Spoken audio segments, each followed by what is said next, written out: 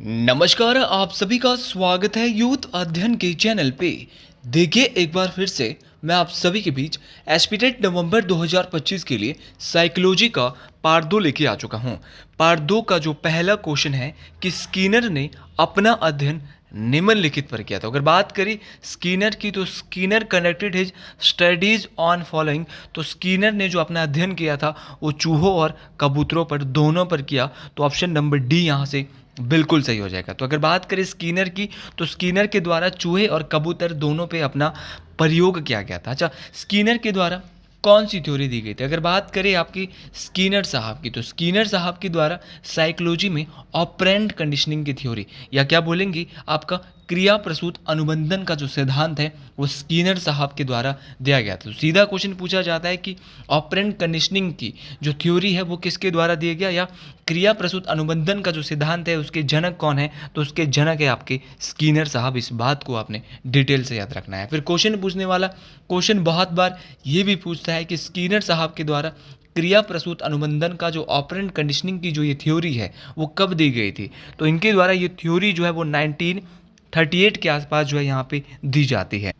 और अगर बात करें स्किनर साहब की तो बहुत दफ़ा ये क्वेश्चन परीक्षाओं में पूछा जाता है कि किस देश के मनोवैज्ञानिक है, तो ये जो है वो अमेरिका के मनोवैज्ञानिक है। इस बात को भी आपने डिटेल से याद रखना है। अच्छा, क्वेश्चन पूछने वाला क्वेश्चन ये भी पूछता है कि जो क्रिया प्रसूत अनुबंधन का सिद्धांत है इसके और भी बहुत सारे नाम हैं, इसको अन्य किस नाम से जाना जाता है। लेकिन उससे पहले अगर आप भी एस्पिरेट नवंबर की तैयारी कर रहे हो और आप भी अपना एस्पिरेट नवंबर में क्लियर करना चाहते हो तो जुड़िए हमारे साथ मात्र और मात्र 499 रुपीज़ मंथ में। हम देंगे आपको 499 में live plus recorded. Live plus recorded का मतलब है कि जो क्लास हमारी लाइव रहने वाली है वो आपको रिकॉर्डेड भी मिलने वाले। आप कहीं पे जॉब करते हो, आप एक मिडिल क्लास फैमिली से, तो आपके लिए ये बैच बहुत ज़्यादा महत्वपूर्ण रहने वाला है, क्योंकि यहाँ पे हर एक सब्जेक्ट के लिए आपको अलग अलग टीचर है और साथ में आपको फ्री हैंड रिटन नोट्स हमारे बैच के साथ मिल रहे हैं। पैसा कमाना यहाँ पे बहुत बड़ा उद्देश्य नहीं है, तो आप इस नंबर पे जुड़ सकते हैं 7876145409। तो ये बहुत ही बेहतरीन, और ये जो क्लासेज मैं आपको यूट्यूब पे भी दे रहा हूँ ये भी आपके लिए मोस्ट इंपॉर्टेंट रहने वाली है। मैं बात कर रहा था कि जो स्किनर का जो क्रिया प्रसूत अनुबंधन का जो सिद्धांत है, एक बार आप पुनः एक बार गलत नंबर ऐड ना कर ले, 7876145409। बात कर रहे थे क्रिया प्रसूत अनुबंधन के सिद्धांत की। इस सिद्धांत को RS थ्योरी के नाम से भी जाना जाता है। एक है SR थ्योरी। भाई SR थ्योरी इसने नहीं दी, इसने दी थी RS theory. RS theory reinforcement, उसके बाद स्टिमुलस। ठीक है, तो भैया आपको रिइंफोर्समेंट होता है पुनर्बलन, याद रखना है। ये पुनर्बलन की बात भी इसने की थी। देखिए अगर मैं बात करता हूँ स्किनर साहब की तो इसका जो क्रिया प्रसूत अनुबंधन का जो सिद्धांत है इसको इसको जो है RS थ्योरी के नाम से भी जाना जाता था। बहुत दफ़ा इसको RS थ्योरी कहा गया। बहुत दफ़ा परीक्षाओं में पूछा जाता है कि सक्रिय अनुबंधन का सिद्धांत किसके द्वारा दिया गया, तो क्रिया प्रसूत अनुबंधन के सिद्धांत को ही सक्रिय अनुबंधन का सिद्धांत भी कहा गया। बहुत बार इसको नैमितिक अनुबंधन का सिद्धांत भी कहा गया, तो ये भी याद रखना है। बहुत दफ़ा पूछा गया है कि नैमितिक अनुबंधन का जो सिद्धांत है वो किस मनोवैज्ञानिक के द्वारा दिया गया है, तो नैमितिक अनुबंधन का सिद्धांत, कार्यात्मक प्रतिबद्धता का सिद्धांत, आपका RS थ्योरी, और सक्रिय अनुबंधन का जो सिद्धांत है वो स्किनर साहब के द्वारा, BF स्किनर साहब के द्वारा दिया गया था, जो कि अमेरिका के मनोवैज्ञानिक है। इनके द्वारा चूहों और कबूतरों दोनों पर प्रयोग किया गया था। इस बात को आपने याद रखना है। बहुत दफ़ा एक बार अभी हाल फिलहाल में भी पीछे एक टेट का एग्जाम हुआ था, वहाँ पे पूछा गया था कि R टाइप थ्योरी किसे कहा जाता है, तो R टाइप थ्योरी स्किनर की जो ऑपरेंट कंडीशनिंग थ्योरी है, आपका जो सक्रिय अनुबंधन का सिद्धांत है उसको कहा जाता है। अगर बात करें तो इन्होंने बात करी थी कि जो पुनर्बलन है वो दो प्रकार का होता है, एक सकारात्मक होता है, एक नकारात्मक होता है, एक पॉजिटिव होता है, एक नेगेटिव होता है। अच्छा, अगर बात करता हूँ मैं खाली पुनर्बलन की, तो खाली पुनर्बलन जो सिद्धांत दिया था वो किसने दिया था? इसने तो सिर्फ पुनर्बलन का यूज किया था सकारात्मक और नकारात्मक के रूप में। पुनर्बलन होता है कि आप किसी को शाबाशी के रूप में दे रहे हो, अगर तो आप सकारात्मक दे रहे हो तो वो काम अच्छा करेगा, नकारात्मक दोगे तो वो काम अच्छा नहीं करेगा। लेकिन अगर खाली पुनर्बलन के सिद्धांत की बात करें तो पुनर्बलन का जो सिद्धांत है ना वो दिया गया था क्लार्क हल। किसके द्वारा दिया गया था? क्लार्क हल के द्वारा दिया गया था। तो ये सारी बातें आपको याद रखनी है। हर एक बात मोस्ट इंपॉर्टेंट है, परीक्षाओं में हर एक बात पूछी जाएगी।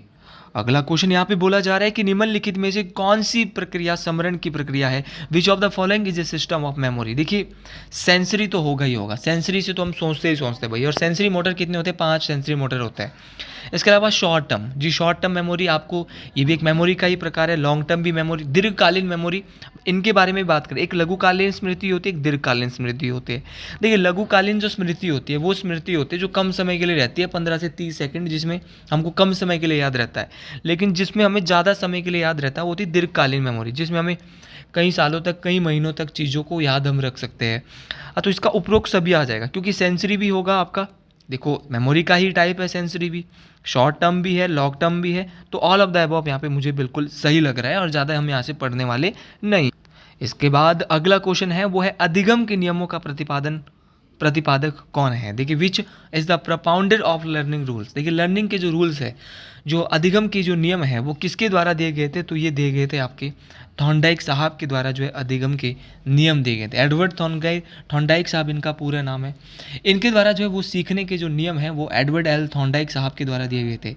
ये 3 नियम थे सीखने के, अधिगम के जो नियम है वो कितने थे, थॉर्नडाइक साहब ने ये 3 नियम बताए थे। 3 नियम कौन कौन से थे, ये भी परीक्षाओं में पूछे जाते हैं। तो पहला था तत्परता का नियम। तत्परता का नियम था, इसमें भी इन्होंने 2 नियम बताए थे।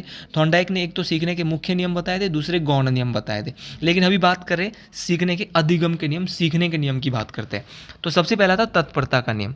भाई तत्परता का नियम को इंग्लिश में क्या बोलेंगे, तत्परता के नियम को बोलेंगे, तत्परता का नियम को बोलेंगे लॉ ऑफ रेडीनेस। मतलब इसमें क्या होता था कि यदि व्यक्ति किसी कार्य को करने के लिए तत्पर रहता है तो वो क्या है, उस कार्य को शीघ्र सीख लेगा। मतलब अगर व्यक्ति है वो सोचेगा कि भाई मेरे को ये काम जल्दी करना है, तो उस कार्य को क्या है वो जल्दी से सीख लेगा। दूसरा, पहला था आपका लॉ ऑफ रेडीनेस। दूसरा अगर मैं बात करता हूँ थॉर्नडाइक के, तो इसका दूसरा था अभ्यास का नियम। ये भी बहुत इंपॉर्टेंट था। अंग्रेजी में जो अभ्यास के नियम को बोलेंगे वो बोलेंगे लॉ ऑफ एक्सरसाइज। इसमें क्या होता है कि अगर व्यक्ति किसी क्रिया को क्या है बार बार करेगा मान लो, तो वो उस काम को जल्दी सीख जाएगा। क्योंकि अगर वो किसी क्रिया को, किसी काम को छोड़ देगा तो उसे भूलने लग जाता है। लेकिन अगर वो किसी क्रिया को अभ्यास बार बार करेगा तो उस क्रिया को क्या वो जल्दी सीख जाएगा। तो दूसरा यहाँ पे अधिगम का जो नियम था वो था आपका लॉ ऑफ एक्सरसाइज, अभ्यास का नियम। और तीसरा है आपका प्रभाव का नियम। प्रभाव का नियम क्या है, जिसको बोलते हैं आप लॉ ऑफ इफेक्ट। तो लॉ ऑफ रेडीनेस, जिसको तत्परता का नियम, लॉ ऑफ एक्सरसाइज अभ्यास का नियम, और तीसरा है प्रभाव का नियम, जिसको बोलते हैं लॉ ऑफ इफेक्ट। इस कार्य को, जिस कार्य को करने में व्यक्ति को सुख या संतोष मिले, क्या मिलता है, व्यक्ति को रिइंफोर्समेंट मिलेगा तो उस कार्य को दोबारा करेगा, है ना। तो उस कार्य को क्या करेगा, वो दोबारा करेगा। तो याद रखना है अधिगम के जो है वो 3 अधिगम के जो नियम है वो यहाँ पे जो है वो कितने बताए गए, 3 बताए गए हैं। सीखने के मुख्य नियम, इसको अधिगम के नियम या सीखने के नियम कहेंगे। तो law of readiness, law of exercise, law of effect, इस बात को आपने याद रखना है। अच्छा, ऑप्शन में एक नाम और दिया है, जेपी गिलफोर्ड। भाई जेपी गिलफोर्ड के बारे में आप क्या जानते हो? अरे जेपी गिलफोर्ड वही है जिनके द्वारा बुद्धि का त्रिआयामी सिद्धांत दिया गया था। ये बात आपको याद रखना है कि बुद्धि के जो 3 आयाम है, बुद्धि का जो त्रिआयामी सिद्धांत है वो किसके द्वारा दिया गया था, तो जेपी गिलफोर्ड साहब के द्वारा। बुद्धि का आपका क्या है, बुद्धि की संरचना का एक तो स्ट्रक्चर ऑफ इंटेलेक्ट, मतलब कि एसआई मॉडल, बुद्धि का एसआई मॉडल, ये भी आपको याद रखना कि एसआई मॉडल किसने इंट्रोड्यूस किया, तो ये भी इंट्रोड्यूस किया था किसने। सीधा क्वेश्चन बहुत बार टेट परीक्षाओं में पूछा जाता है, जेपी गिलफोर्ड ने इंट्रोड्यूस किया। भाई बुद्धि का जो त्रिआयामी मॉडल है वो भी किसने इंट्रोड्यूस किया, वो भी आपका जेपी गिलफोर्ड के द्वारा ही इंट्रोड्यूस किया गया था। 3 आयाम इसमें जो है वो ऑपरेशंस थे, कंटेंट था और प्रोडक्ट्स था। याद रखना है संक्रिया, विषय वस्तु और उत्पाद। तो 3 आयाम इसने ये बताए। अगला क्वेश्चन है कि किसने कहा कि 2 बालकों में समान मानसिक योग्यताएं नहीं होती। Who said 2 children have common abilities, कि ये बात किसके द्वारा कही गई कि जो 2 बालक होते हैं उनमें समान मानसिक योग्यताएं नहीं होती। तो ये बात कही थी हरलॉक साहब के द्वारा। याद रखना, हरलॉक ने कहा था कि 2 बच्चों में कोई समान क्षमता नहीं होती। तो ये बात जो कही थी कि 2 बालकों में समान मानसिक योग्यता नहीं होगी, ये हरलॉक साहब के द्वारा कहा गया था।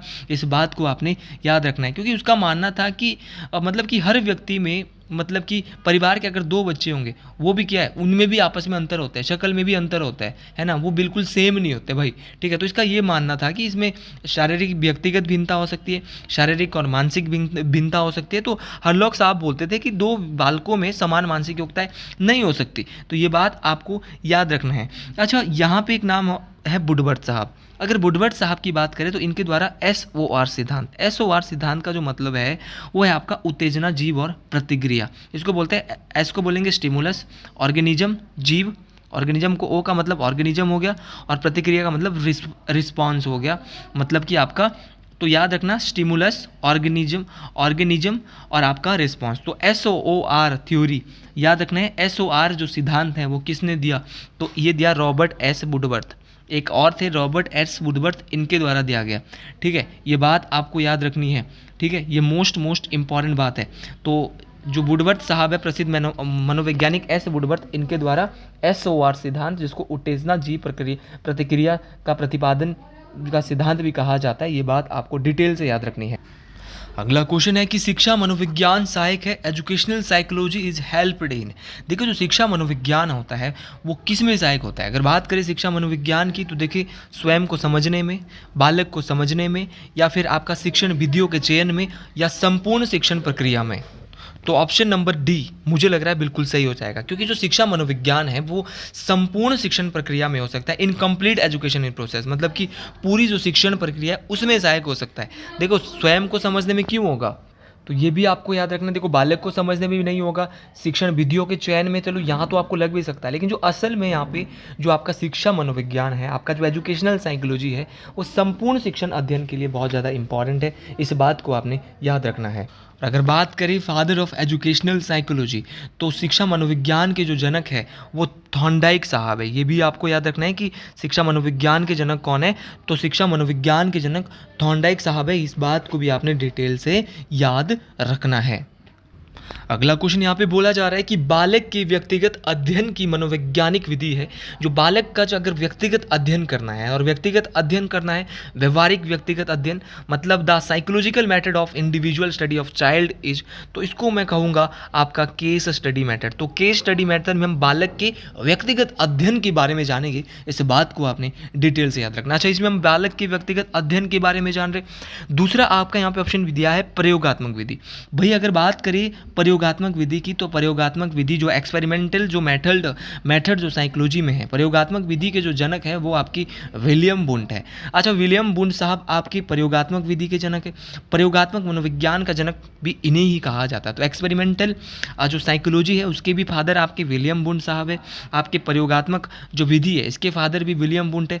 और याद रखना, ये विलियम वुंट वही है जिनके द्वारा मनोविज्ञान की पहली प्रयोगशाला 1879 में कहाँ पर, जर्मनी के लिप्जिंग विश्वविद्यालय में खोली गई थी। तो जर्मनी के लिप्जिंग में जो है वो मनोविज्ञान की पहली प्रयोगशाला किसने खोली, तो ये खोली थी आपकी किसकी, विलियम वुंट के द्वारा, जिनके द्वारा प्रयोगात्मक मनोविज्ञान का जो है वो पहली प्रयोगात्मक मनोविज्ञान का जनक भी इनको कहा जाता है। मोस्ट इंपॉर्टेंट है, क्योंकि इन्होंने मनोविज्ञान की पहली प्रयोगशाला खोली, इसीलिए इनको प्रयोगात्मक विधि का जनक भी कहा जाता है। आवश्यकताओं का अनुक्रम का सिद्धांत किसका है। देखिए, who has propounded the theory of hierarchy of needs. तो हायरार्की ऑफ नीड्स, आवश्यकताओं का जो अनुक्रम का जो सिद्धांत है वो दिया गया था अब्राहम मैस्लो के द्वारा। तो अब्राहम मैस्लो साहब के द्वारा आपका आवश्यकताओं का जो पदानुक्रम का जो सिद्धांत है वो दिया गया था। इसमें इसने 5 स्तर को बताया था। ठीक है, ये ऐसे आप देख भी सकते हैं। तो पहली जो स्टेज इसमें इसने बताई थी वो थी साइकोलॉजिकल नीड, शारीरिक आवश्यकताएं। तो पहली साइकोलॉजिकल नीड थी।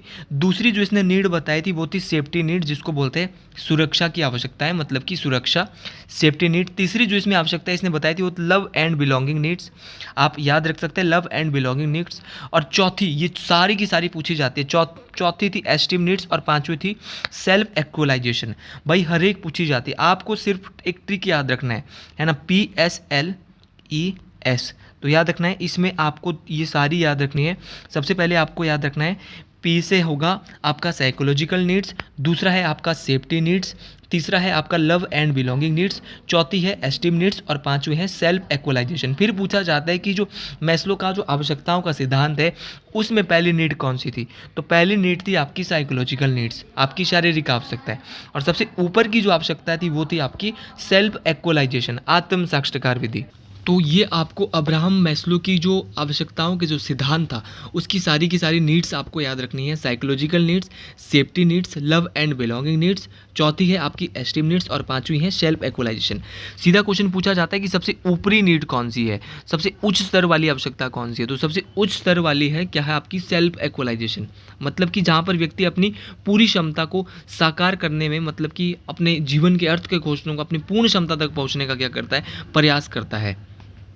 और जो अब्राहम मैस्लो की अपनी जो सबसे पहली नीड्स है, जिसमें व्यक्ति अपने जीवन के सबसे बुनियादी आवश्यकता जैसे भोजन, पानी, हवा, नींद, मतलब कि शारीरिक आवश्यकताओं की बात करता है, वो इसकी पहली नीड में आती है।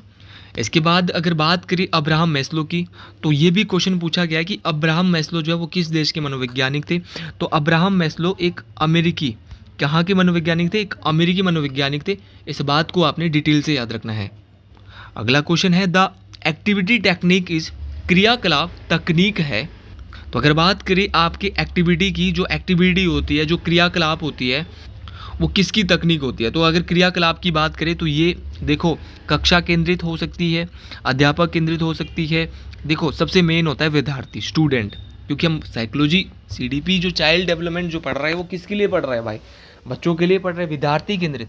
तो जो क्रियाकलाप हमेशा होता है, जो एक्टिविटी होती है वो हमेशा किसके लिए, किसके पर्पज़ के हिसाब से होनी चाहिए? तो ये होनी चाहिए आप हमेशा विद्यार्थी केंद्रित होनी चाहिए, स्टूडेंट सेंटर्ड होनी चाहिए मेरे मुताबिक। तो मुझे लग रहा है ऑप्शन डी यहाँ से बिल्कुल सही हो जाएगा, क्योंकि जो क्रियाकलाप होगा, देखो कक्षा केंद्रित होना चाहिए, लेकिन कक्षा में भी क्या होने चाहिए भाई? विद्यार्थी होने चाहिए। तो सबसे मेन तो विद्यार्थी के लिए है ना। अध्यापक भी किसके लिए? विद्यार्थी के लिए करेगा। विषय भी किसके लिए होंगे? विद्यार्थी के लिए होंगे। तो हमेशा ऐसे क्वेश्चन को आपने साइकोलॉजी में समझना है। ये थ्योरेटिकल क्वेश्चन हमेशा आपको पेपर में परेशान करने वाले हैं, पेपर में हमारी नींद उड़ाने वाले क्वेश्चन है। तो इन क्वेश्चन को आप जरूर याद रखें, ये क्वेश्चन परीक्षाओं में काम आने वाले हैं। अगला क्वेश्चन है कि conservation is example of, conversation sorry, वार्तालाप एक उदाहरण है। तो प्याजे की भाई 4 अवस्थाएं, और मैंने आपको ये बताई है कि जो जीन प्याजे की है वो कितनी अवस्थाएं? 4 अवस्थाएं हैं। और कल वाली मैं पार्ट नंबर 1 जो मैंने वीडियो बनाई है वहाँ पर मैंने बहुत डिटेल से आपको बताया है जी, जो आपका वार्तालाप है वो किसका उदाहरण हो सकता है। तो ये आप मेरे को कमेंट बॉक्स में बताएंगे सभी के सभी।